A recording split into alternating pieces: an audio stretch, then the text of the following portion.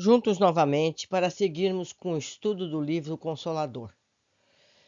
É o Espiritismo, na sua feição de Consolador prometido pelo Cristo, com aspecto científico, filosófico e religioso, é explicado por Emmanuel durante estudos com Chico Xavier. Transição. Instante da morte. Mudanças. Primeiros tempos do ser humano no além-túmulo. O reencontro com os seres amados, os espiritistas, nas perturbações da morte. Cremação, morte violenta e morte natural, ameaças e perigos, primeiras impressões dos suicidas no além-túmulo, receio da morte, satisfação dos desencarnados, possibilidade dos espíritos, perseguições do invisível, a perseguição e os nossos guias, características dos espíritos desencarnados. Esses são os temas que serão abordados neste capítulo. Questão 146. É fatal o instante da morte? Resposta de Emmanuel. Com exceção do suicídio, todos os casos de desencarnação são determinados previamente pelas forças espirituais que orientam a atividade dos seres humanos sobre a Terra. Esclarecendo-vos quanto a essa exceção, devemos considerar que o ser humano é escravo das condições externas da sua vida no orbe. É livre no mundo íntimo, razão porque, trazendo no seu mapa de provas a tentação de desertar da vida expiatória e retificadora, contrai um débito penoso, aquele que se arruína desmantelando as próprias energias. A educação e a iluminação no íntimo constituem o amor do santuário de Deus em nossa alma. Quem as realiza em si, na profundeza da liberdade interior, pode modificar o determinismo das condições materiais de sua existência, alcançando-a para a luz e para o bem. Os que eliminam, contudo, as suas energias próprias, atentam contra a luz divina que palpita em si mesmos, daí o complexo das suas dívidas dolorosas. E existe ainda os suicídios lentos e gradativos, provocados pela ambição, pela inércia, pelo abuso ou pela inconsideração, tão perigosos para a vida da alma quanto os que se observam de modo espetacular entre as lutas do mundo. Para quem leu, meus amigos, O Nosso Lar, lembram que André Luiz era acusado no umbral de ter sido um suicida. Vocês lembram? Devido ao comportamento dele durante a vida, ele abreviou a vida que tinha. Isso é considerado suicídio. Indireto, mas suicídio. Continuando. Essa é a razão pela qual tantas vezes se batem os instrutores dos encarnados, pela necessidade permanente de oração e de vigilância, a fim de que seus amigos não fracassem nas tentações. Questão 147. Proporcione à morte mudanças inesperadas e certas modificações rápidas, como será de desejar? Resposta. A morte não prodigaliza estados miraculosos para a nossa consciência. Desencarnar é mudar de plano, como alguém que se transferisse de uma cidade para outra, aí no mundo, sem que o fato lhe altere as enfermidades, as virtudes, com a simples modificação dos aspectos exteriores. Importa observar apenas a ampliação desses aspectos, comparando-se o plano terrestre com a esfera de ação dos desencarnados. Imaginai alguém que passa de sua aldeia para uma metrópole moderna. Como se haverá, na hipótese de não se encontrar devidamente preparado em face dos imperativos da sua nova vida? A comparação é pobre, mas serve para esclarecer que a morte não é um salto dentro da natureza. A alma prosseguirá na sua carreira evolutiva sem milagres prodigiosos. Os dois planos, visível e invisível, se interpenetram no mundo, e se a criatura humana é incapaz de perceber o plano da vida imaterial, é que o seu sensório está habilitado somente a certas percepções, sem que lhe seja possível, por enquanto, ultrapassar a janela estreita dos 5 sentidos. Questão 148. Que espera o ser humano desencarnado diretamente nos seus primeiros tempos da vida além-túmulo? Resposta: a alma desencarnada procura naturalmente as atividades que lhe eram prediletas nos círculos da vida material, obedecendo aos laços afins, tal qual se verifica nas sociedades do vosso mundo. As vossas cidades não se encontram repletas de associações, de grêmios, de classes inteiras que se reúnem e se sindicalizam para determinados fins, conjugando idênticos interesses de vários indivíduos? Aí não se abraçam os agiotas, os políticos, os comerciantes, os sacerdotes, objetivando cada grupo a defesa de seus interesses próprios? O ser humano desencarnado procura ansiosamente no espaço as aglomerações afins com o seu pensamento, de modo a continuar o mesmo gênero de vida abandonado na Terra.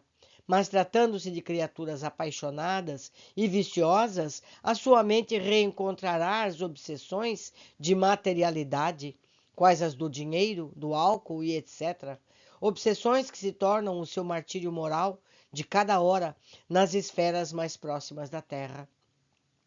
Daí a necessidade de encararmos todas as nossas atividades no mundo como uma tarefa de preparação para a vida espiritual, sendo indispensável à nossa felicidade, além do sepulcro, que tenhamos um coração sempre puro. Questão 149. Logo após a morte, o ser humano que se desprende do invólucro material pode sentir a companhia dos entes amados que o precederam no além-túmulo? Resposta: se a sua existência terrestre foi apostolado do trabalho, do amor a Deus, a transição do plano terrestre para a esfera espiritual será sempre suave.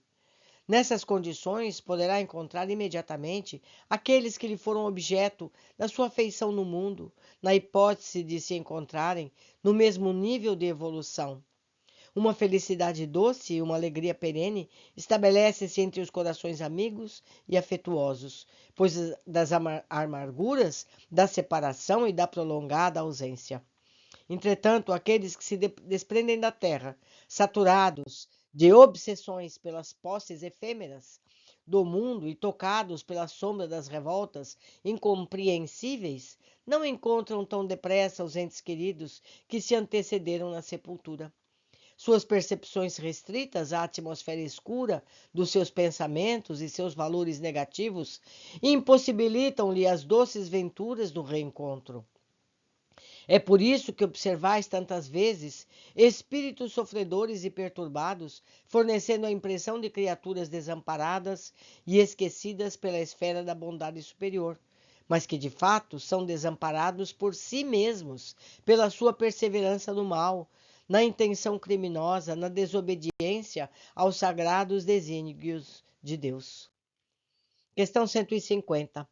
É possível que os espiritistas venham a sofrer perturbações depois da morte?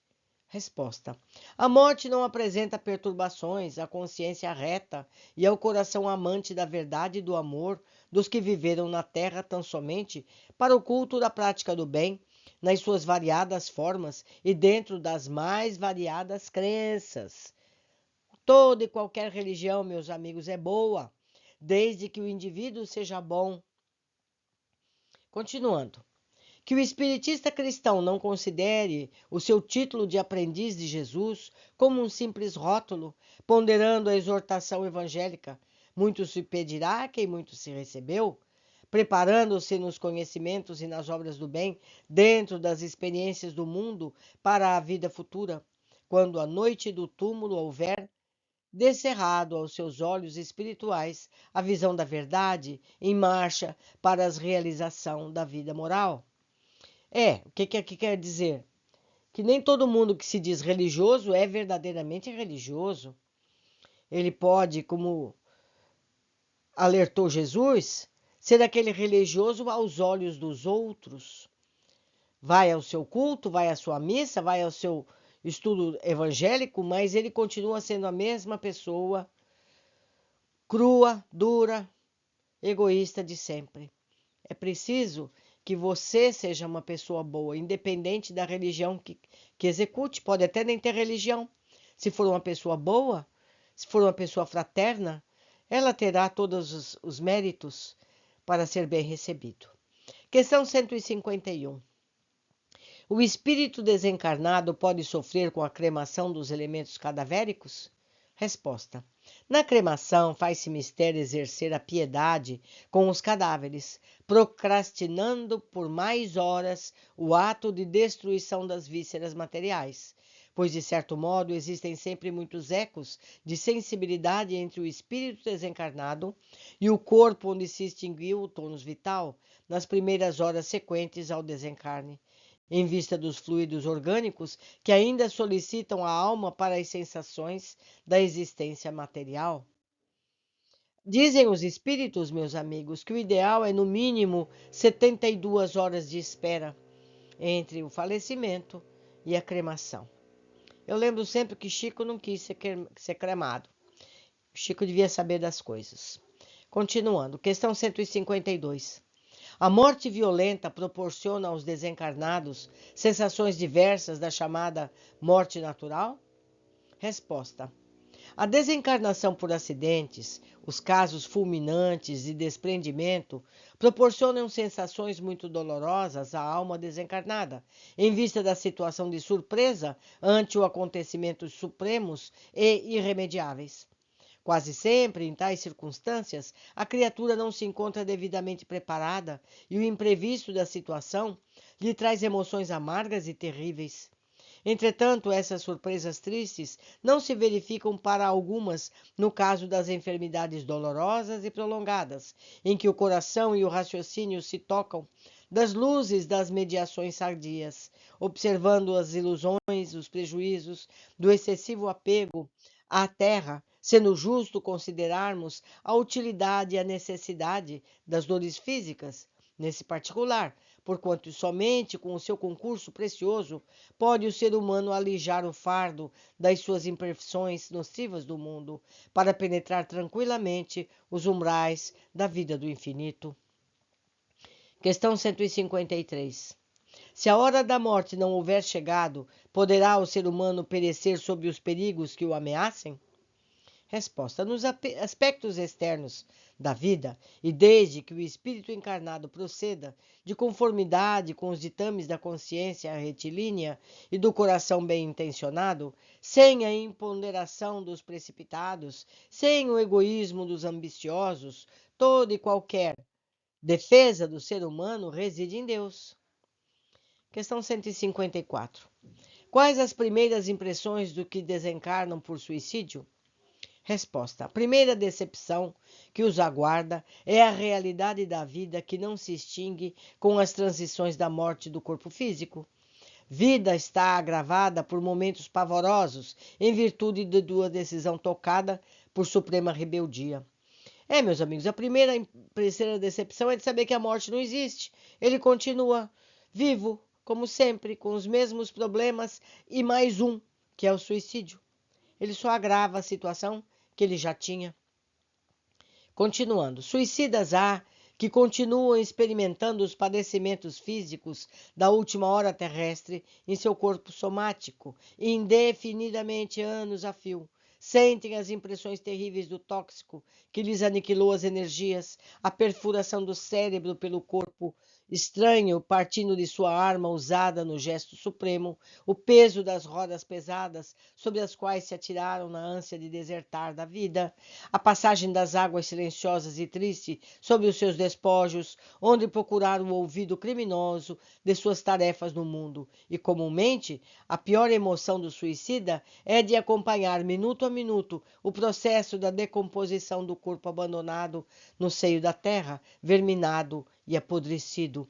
Eu recomendo a todos que tenham interesse nessas questões que leiam o livro Memórias do Suicida, que está gravado aqui no canal.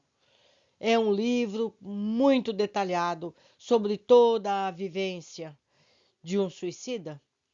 E vemos também nesse livro as razões dos problemas que ele tinha que o levaram ao suicídio. Continuando. De todos os desvios da vida humana, o suicídio é talvez o maior deles, pela sua característica de falso heroísmo, de negação absoluta da lei do amor e de suprema rebeldia à vontade de Deus, cuja justiça nunca se fez sentir junto aos seres humanos sem a luz da misericórdia. Questão 155. O receio da morte revela falta de evolução espiritual? Resposta: nesse sentido, não podemos generalizar semelhante definição. No que se refere a esses receios, somos obrigados a reconhecer muitas vezes as razões aduzidas pelo amor, sempre sublime na sua manifestação espiritual. Todavia, não é justo que o crente sincero se encha de pavores ante a ideia de sua passagem para o plano invisível aos olhos humanos, sendo oportuno o conselho de uma preparação permanente das pessoas para a vida nova que a morte lhe apresentará. Questão 156. Os espíritos, logo após a sua desencarnação, ficam satisfeitos pela possibilidade de se comunicarem conosco? Resposta: de um modo geral, muito reduzido é o número das criaturas humanas que se preparam para as emoções da morte no desenvolvimento dos seus trabalhos comuns na Terra, e frequentemente as meditações das enfermidades não bastam para uma situação de perfeita tranquilidade nos primeiros tempos do além-túmulo. Eis o motivo por que tão salutares se fazem as vossas reuniões de estudo e de evangelização, às quais ocorre grande número de irmãos nossos, ansiosos por uma palavra da terra, porquanto as impressões que trazem do mundo não lhes permitem a percepção dos mentores elevados das mais altas esferas espirituais. Esses espíritos, meus amigos, acreditam nos seres encarnados. Então, quando eles vão numa reunião de estudos, quando eles vão num evangelho no lar, eles acreditam nos seres humanos que estão ali falando aqueles estudos. E isso os ajuda muito. Eles se elevam e aí passam a poder enxergar os seus mentores nos planos espirituais. Questão 157. Os espíritos desencarnados podem ouvir-nos e ver-nos quando querem? Como procedem para realizar semelhante desejo?